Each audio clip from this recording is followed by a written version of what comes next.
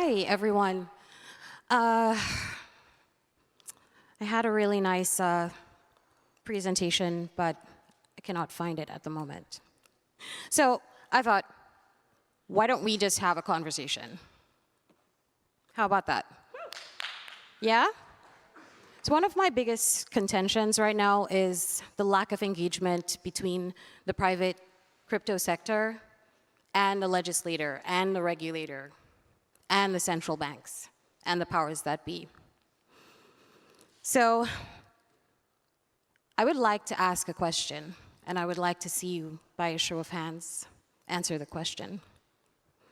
How many of you trust your bank? Show of hands. Oh, there's one guy who trusts his bank. He probably has a bank. Bank guy. How many of you trust your central bank? The central bank is usually the monetary authority for your bank. Oh, central bank. Are you a central banker? You trust your central bank. Okay. I'm going to come back to this. So imagine a world where every financial transaction you make, from buying your morning coffee to paying your rent, is recorded and scrutinized by a central authority. So the thing is, in our current landscape, this is not far from our reality. This is happening. A recent study revealed that 130 countries, representing 98% of the global economy, are exploring the ideas of CBDCs. So why isn't there a bigger conversation about this? I go on my computer in the morning and I check out news, and it's Kardashian this and people I've never heard of, celebrity gossip. But why aren't we having this conversation about central bank currencies? Because that is actually what I think to be the biggest threat at the moment, one of the biggest threats, probably the biggest threat actually, to our financial freedom and financial inclusion. So what is a CBDC? Does everybody know what a CBDC is? Yeah. So it's a digital form of central bank money that is widely available to the public. And it is issued by the central bank. And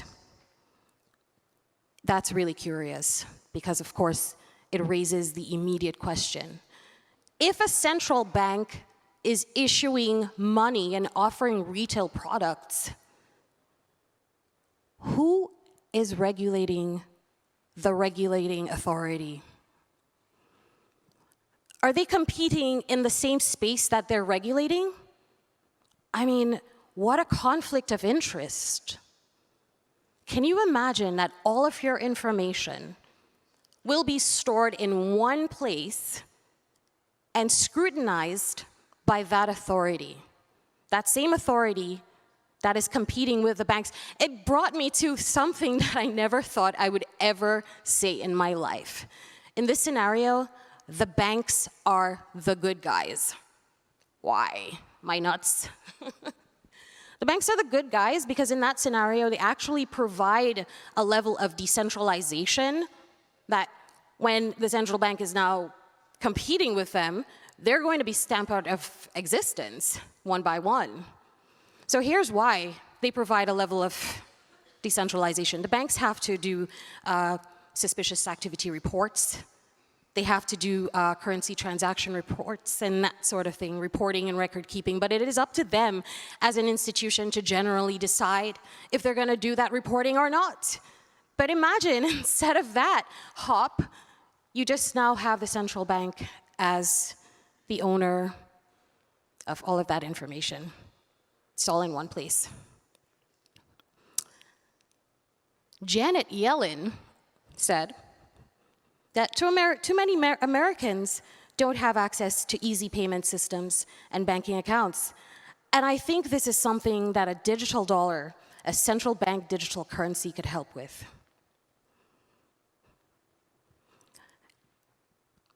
I don't know. I think Bitcoin solves all of those problems already. So the FDIC did a study where they asked Americans why they don't have a bank account. And some of the reasons that were put forth was because they don't have enough money to meet the minimum balance requirements. Can you imagine that? And that was the most cited reason. They don't trust banks, except that guy over there. Avoiding a bank gives me privacy. Avoiding a bank gives me more privacy. Bank fees are too high, etc. But it's crazy because CBDCs are being offered, the idea of it, they're being offered as ostensibly a way to ramp up financial inclusion. But it does nothing to address any of those concerns that people cited. So it seems like there is a massive disconnect between what people actually want and what the central banks want. So let me give you a case. In Eastern Central Caribbean, the monetary authority is called the Eastern Central Caribbean Bank. And they issued a digital currency in pilot, I believe, in 2018. It's called Dcash. It was in a bid to foster financial inclusion. However, that software was actually created by another island. So the ECCB, that's the central bank, they monitor 8 member islands. The software for the CBDC that they issued was created by another island with their own central bank. The proprietary software, that software is owned by the private company that made the technology, which runs on Hyperledger. Earlier this year, their wallet was down for 2 months. And without any kind of explanation, you know how good these organizations are about letting people know what's actually going on. They finally explained that it was a scheduled downtime. I'm sorry, what? Scheduled downtime, but after they were able to put the wallet back online. It sounds a little sus to me.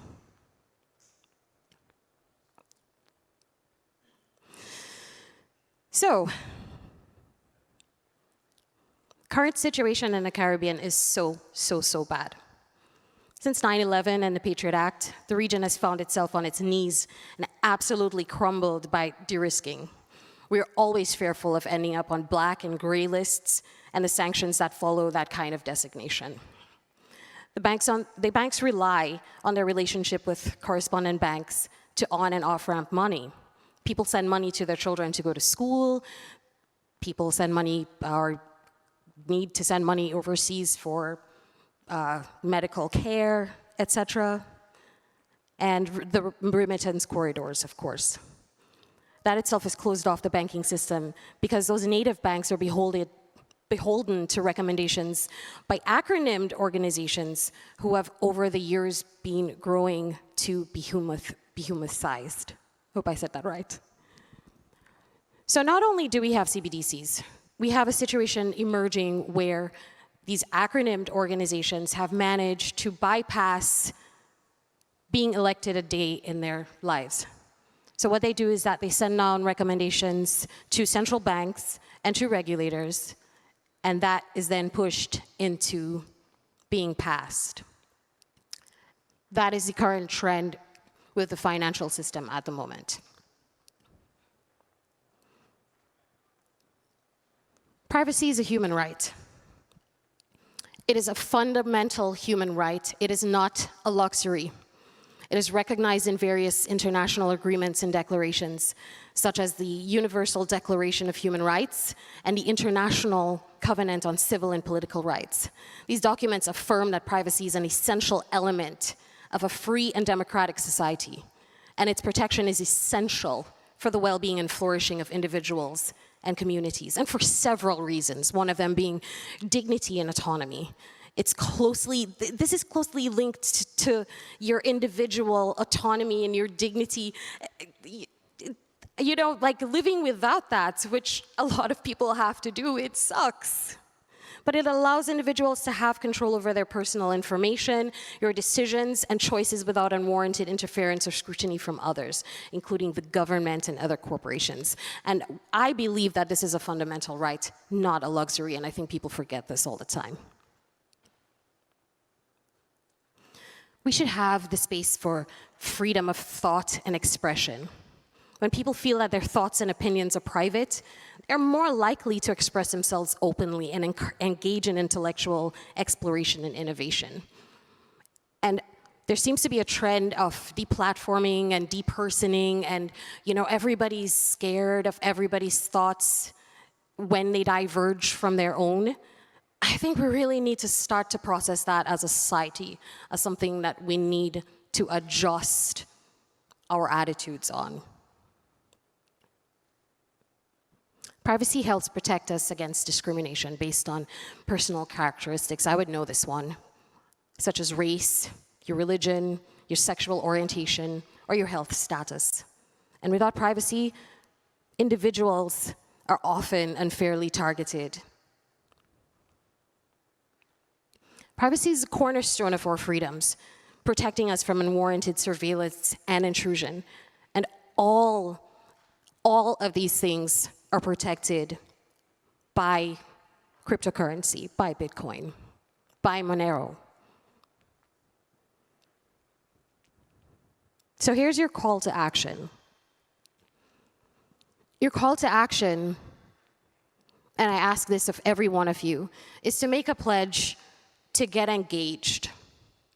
We're looking at something called the travel rule. Has anybody heard about the travel rule? Yeah. The travel rule will mean that your information will end up in whatever jurisdiction that you send and remit money to. It's not going to extend only to the banks, but it's going to extend over to virtual asset service providers and anyone engaged in the business of money transmission. This is a dangerous precedent to set, and it's like hackers are already having a party. I see it as a huge opportunity for not just your information to be misused, but only to be stored in massive repositories around the world to be enjoyed by people who will engage in bad actions.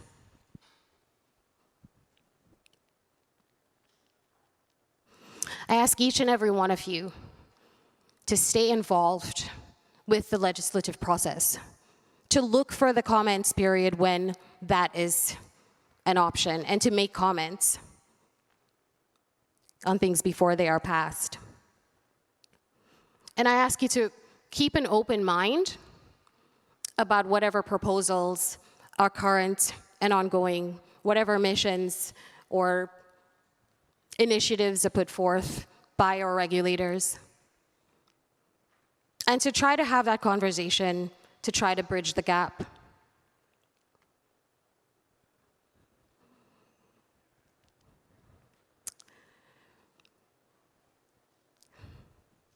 So, in closing, I want to leave you with this thought.